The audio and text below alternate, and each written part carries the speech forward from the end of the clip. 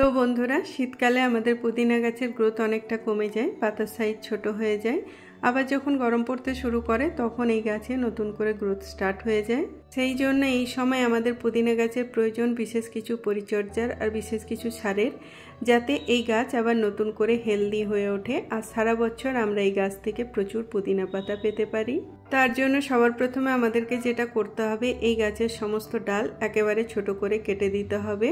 এই গাছের প্রুনিং করতে হবে। তারপরে পটের মধ্যে যত শুকনো পাতা আগাছা আছে সব ভালো করে পরিষ্কার করে দিতে হবে।